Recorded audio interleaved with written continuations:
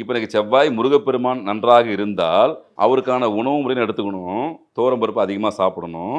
கந்த சஷ்டி கவசத்த படிக்கணும். ஆறுபடை வீர முருகனுக்கு கொடுக்கணும். அந்த பலத்தை நான் இன்கிரீஸ் பண்ணிக்கிறேன். ஆனா எனக்கு செவ்வாய் கிரகம் பலம் இழந்துச்சு என் ஜாதகத்துல. அப்ப செவ்வாய் பலம் இழந்தா என்ன நடக்கும்? வீடு, மனை, யோகம் இந்த வீடு உட்கார்ந்த இடத்துக்கு எல்லாமே அதிபதி தான் முருகப்பெருமான் தான், செவ்வாய் தான். அப்போ ஒரு ஜாதகத்துல செவ்வாய் பகவான் சரியில்ல அப்படின்னா, இந்த மனை சார்ந்த விஷயத்துல ஒரு சிக்கல் ஏற்படும். ஒரு புது வீடு கூட வாங்க முடியாது. அந்த பிராப்தம் அவருக்கு இருக்காது. அப்ப அந்த பிராப்தம் அவருக்கு பெறணும்னா என்ன பண்ணலாம்? அப்படின்னு ஒரு பரிகாரத்த குடுப்போம். அது வாழ்வியல் பரிகாரமாவும் குடுக்கலாம். இறை பரிகாரமாவும் குடுக்கலாம். ஐயா உங்களுக்கு செவ்வாய் சரியில்லையா? அப்ப உங்களுக்கு பணம் வேணுன்றீங்க. அப்ப இந்த செவ்வாய் பகவானுடைய அனுக்கிரகம் இருந்தா மட்டும் தான் உங்க ஜாதகத்துக்கு பணம் வரும். அப்ப நாங்க என்ன பண்ணுவோம்? ரொம்ப எளிமையா சொல்லுவோம். ஐயா செவ்வாய்னா ரத்தம் ஐயா. நீங்க போய் ரத்த தானம் கொடுங்க 6 மாசம் ஒரு முறை. உங்களுக்கு ஓரளவுக்கு ஃப்ளெக்சிபிளா இருக்கும். செவ்வாய்னா யூனிஃபார்ம் சர்வீஸ். செவ்வாய்னா மருத்துவர். யூனிஃபார்ம் போட்ட சர்வீஸ் எல்லாமே சீருடை பணிகள் எல்லாமே செவ்வாயுடைய ஆதிக்கம் பெற்றவங்க. டிஃபென்ஸ் இவங்க எல்லாமே செவ்வாயுடைய ஆதிக்கம் பெற்றவங்க.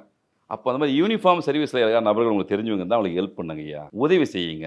அப்போ நீங்க அவங்களுக்கு கொடுக்குற உதவினால இங்க இருக்கிற செவ்வாய் பகவான் உங்களுக்கு கெடுபலனை கொடுக்காம நன்மை கொடுப்பார். இவ்வளவுதான் நாங்க சொல்ற வாழ்வியல் பரிகாரம். இதுக்காக பெரிய பூஜை பண்ணுங்க, யாகம் பண்ணுங்க, நாங்க எந்த சூழ்நிலையும் சொல்ல மாட்டோம். அந்த நட்சத்திரம் எது, அந்த கிரகம் எது, அதுக்கான தெய்வம் எது, இதை ஜாதகத்தின் மூலம் கண்டுபிடிக்கிறோம். இப்ப நீங்க இது பொருளாதாரத்துக்கு மட்டும் கிடையாது. நீங்க எந்த கேள்வி கேட்டாலும் அந்த கேள்விக்கான விடை ஜாதகத்துல உண்டு. இப்ப திருமண வாழ்க்கை பத்தி கேட்கறீங்க. ஓகே, திருமண வாழ்க்கை கணவனோ மனைவியோ அதுக்கான வாய்ப்புகள் என்ன? அப்ப அது எந்த கிரகம் உங்களுக்கு சாதகமா இருக்கா இல்லையா? திருமண தடை ஏற்படுது, அந்த தடைக்கான கிரகம் எது, அது தெய்வம் எது? இதுதான் முன்னோர்கள் என்ன பண்ணான்னா ரொம்ப அழகா ஒரு விஷயத்தை உருவாக்கி வச்சான். இப்ப நீங்க ஒரு கோயிலுக்கு போனீங்கன்னா, ஒரு அம்மன் கோயிலுக்கு போனீங்கன்னா, சிவன் கோயிலுக்கு போனாலும், பெருமாள் கோயிலும் ஒத்த தனியா இருக்க மாட்டாரு. பரிவார தெய்வங்களா இருப்பாங்க. இதோட சூட்சம் இதுதான். இப்ப ஜாதகத்துல எப்படி 12 வீடுகள் இருக்குதோ, அப்படி ஒரு கோயிலுக்கு போனா எல்லா தெய்வம் இருக்கும். நீங்க உள்ள போனீங்கன்னா, உங்களுக்கு உண்மையிலேயே நல்லதா ஒரு கிரகம் இருந்துச்சு, அதோட தெய்வம் ஒண்ணு இருக்கும். அது உங்களுக்கு ஆக்டிவேஷன் ஆகி பிளஸ் குடுத்துருமா? உங்களுக்கு மைனஸா ஒரு கிரகம் இருக்கும்ல. இத தெரிஞ்சோ தெரியாம நீங்க வணங்கும்போது அந்த மைனஸ் பிளஸ்ஸா மாறிடுமா?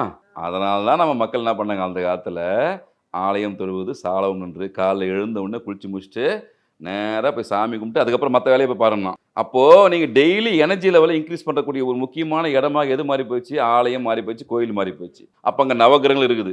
முருகப்பெருமான் இருக்காரு, சிவன் இருக்காரு, பெருமாள் இருக்காரு, எல்லாருமே இருக்காங்க. அவங்க எல்லாருமே ஒரு கிரகத்தினுடைய ஆதிக்கத்துக்கு உட்பட்டவங்க.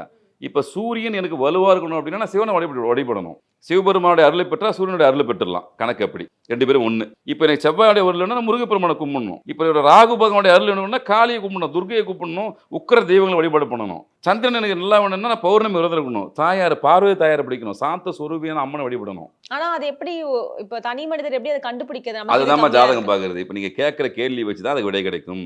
இப்ப நீங்க என்கிட்ட கேட்கறீங்க. என்ன கேட்கறீங்கன்னா, ஐயா இப்ப வேலைக்கு போணும்னு ஆசைப்படுறேன். ஆனா நெறைய முயற்சிட்டு இருக்கிறேன். எஃபோர்ட் அதிகமா போடுறேன். படிச்சிருக்கேன். எல்லாம் குவாலிஃபைடு தான் நானு. ஆனா என்னுடைய முயற்சிகள் தடையாகுது அப்படின்னும்போது முயற்சி 3ஆம் இடத்த பார்ப்போம். அப்படியா முயற்சி தடையாகுதா? ஓகேப்பா. யாருப்பா அந்த 3ஆம் இடம்? எந்த கிரகம் சம்மந்தப்படுது? இந்த முயற்சிக்கு தடையா இருக்கக்கூடிய கிரகம் எது? தெய்வம் எது? ஓகே. அது புதனா இருக்கணும். இப்ப ஃபார் எக்ஸாம்பிள் உங்க முயற்சிக்கு எடுக்கக்கூடிய முயற்சிக்கு தடையாக புதன் அப்படின்னு ஒரு கிரகம் இருக்குன்னு வச்சுக்கங்களேன். நாங்க ரொம்ப சிம்பிளா சொல்லுவோம். புதனாப்பா ஓகே ஒண்ணு. யாருக்காவது கல்வி உதவித்த குடுப்பா. புதன் கல்விக்காரகன். ஸ்கூல் ஃபீஸ், காலேஜ் ஃபீஸ் யாராவது கேட்டாங்கன்னா, உங்களால முடிஞ்ச உதவி செய்யுங்க. கண்டிப்பாக அந்த புதனுடைய பேரருள் உங்களுக்கு கிடைச்சிரும்.